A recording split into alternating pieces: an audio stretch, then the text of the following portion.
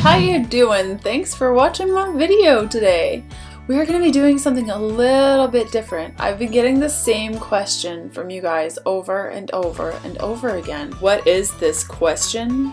Well, given the title of this video, you probably already know kind of what it's about. But basically, all of you have been asking, how do you actually increase the amount of fat that you eat in an easy way that's not super overwhelming to the point where you're like drinking olive oil for breakfast? That's a super awesome question and something that I can definitely, totally, completely answer in as little steps as possible without using dairy, and also giving you a couple of recipe ideas along the way. So, are you ready? When you decide that you want to increase your fats throughout the whole process, and something that I do on a daily basis is focusing on these things in this very order: vegetables, fiber, high-fat meats, oils, protein. Just like that, in that order, always think of those things and you'll be good to go. The first way of including more fats in your life, and probably the easiest thing, is make yourself a blended coffee. And wait, before you think, oh Leanne, I don't do coffee or decaf or anything.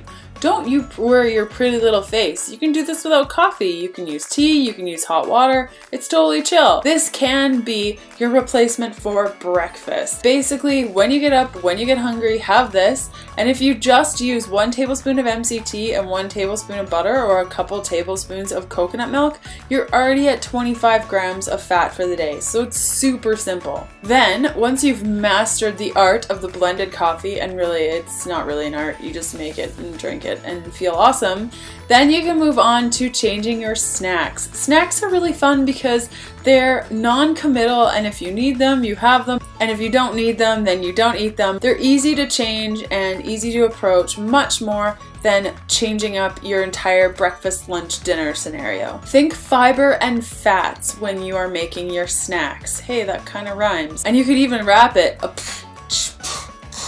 you know, fiber and fats when you're making snacks. Whatever you want to do there. If you eat vegetables for snack, try adding some homemade salad dressing or some MCT mayo. If you have never heard of MCT mayo, you need my book. I've linked to it somewhere around the screen, and the recipe is in there. It's phenomenal, and you could add that to vegetables. I like to add in a little bit of dried herbs and sprinkle it over my vegetables and have that as a high-fat snack. It's delicious. If you have crackers for snack, add guacamole. Super easy. If you're the type that likes to snack on fruit, easy. Just add a couple dollops of full-fat coconut cream or coconut milk, or even some chia seeds. Sprinkle it on there, let it soak a little bit. Boom, high-fat snack, done. Some additional high-fat snack ideas. There's fat bomb recipes in my book. Once you've mastered snacks, it's time to move on to the meals.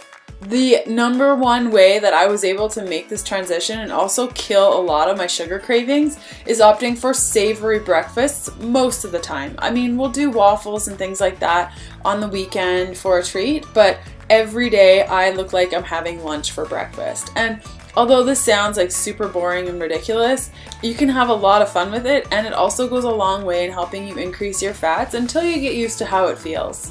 A big tip here is to just choose 2 oils and run with them for your meals. Ditch the vegetable oil, opt for things like maybe coconut oil as your saturated fat, and maybe some olive oil or avocado oil. Just choose 2 oils and go with it.